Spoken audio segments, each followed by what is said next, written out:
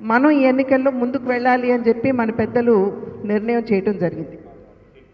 ఇది ఒక రకంగా చెప్పాలంటే ఒక చారిత్రక ఘట్టం మాత్రమే కాదు, ఇది ఒక చారిత్రాత్మక అవసరం అని కూడా మనం ఇక్కడ గమనించవలసినటువంటి అవసరం చాలా ఉంది.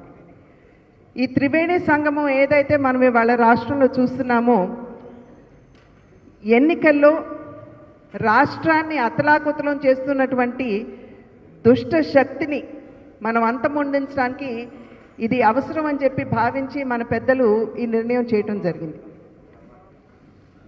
మనం అన్ని విధాలా కూడా 175 నియోజకవర్గాలకి అసెంబ్లీలు, అదేవిధంగా 25 పార్లమెంట్లకు కూడా మనం సన్నద్ధంగా ఉన్నామని చెప్పి మనందరికీ తెలుసు. ఎందుకంటే క్షేత్రస్థాయిలో ప్రతి ఒక్క కార్యకర్త కూడా నడుం బిగించి భారతీయ జనతా పార్టీని బలోపేతం చేయాలి అనేటువంటి లక్ష్యంతో ప్రతి ఒక్కరూ కూడా నిబద్ధతతోటి పనిచేశారు. కానీ రాష్ట్రంలో ఉన్నటువంటి పరిస్థితుల దృష్ట్యా ఈ నిర్ణయం మన పెద్దలు చేయక తప్పలేదు.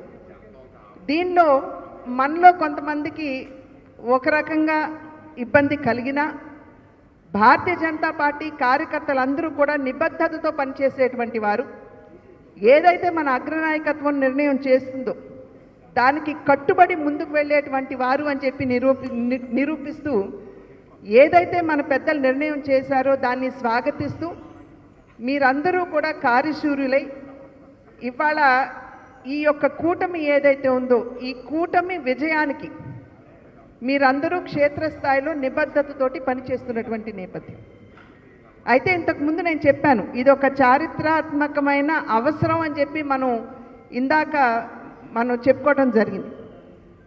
ఇవాళ రాష్ట్రంలో ఉన్నటువంటి పరిస్థితి కనుక మనం చూసినట్లయితే ఏ విధంగా ప్రభుత్వ యంత్రాంగాలన్నింటినీ కూడా వారికి అనుకూలంగా వాడుకుంటూ, ఎందుకంటే మనం చూసాం ఏ విధంగా దొంగ ఎపిక్ కార్డుల యొక్క తయారీ చేయడం దగ్గర నుండి, దొంగ ఓటర్ని నమోదు చేయడం దగ్గర నుండి, ఏ విధంగా ఈ ఎన్నికల్లో విశృంఖలంగా వారు దౌర్జన్యం చేయడానికి అధికార పార్టీ తయారైందో మనందరికీ తెలియనటువంటి విషయం కాదు.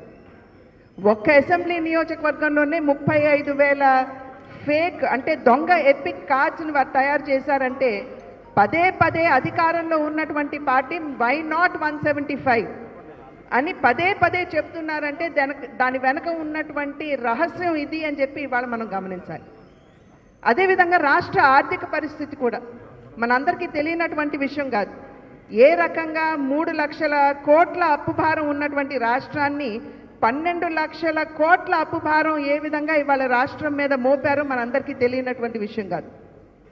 ఇక్కడ శ్రీశ్రీ గారి కవిత ఒకటి గుర్తుకొస్తుంది. ఇది కాదు కవితకు అనర్హం, అగ్గి పుల్లైనా సబ్బు బిళ్ళైనా అని చెప్పి శ్రీశ్రీ గారు రాశారు. ఇవాళ మన రాష్ట్రంలో ఇక్కడ ఉన్నటువంటి పరిపాలన ఏదైతే ఉందో, ఇక్కడ ముఖ్యమంత్రి ఎవరైతే ఉన్నారో వారి ధోరణి కూడా అదే విధంగా ఉంది. అంటే ఇవాళ అప్పు తీసుకురావడానికి సరే పిఎఫ్ ఫండ్ వాళ్ళు దారి మళ్లించేసుకున్నారు,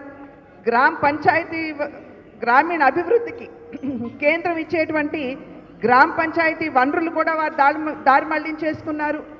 మరి ప్రభుత్వ భూములు ఏవైతే ఉన్నాయో వాటిని కూడా తనఖా పెట్టేసే పరిస్థితికి ఇవాళ రాష్ట్ర ప్రభుత్వం వచ్చింది.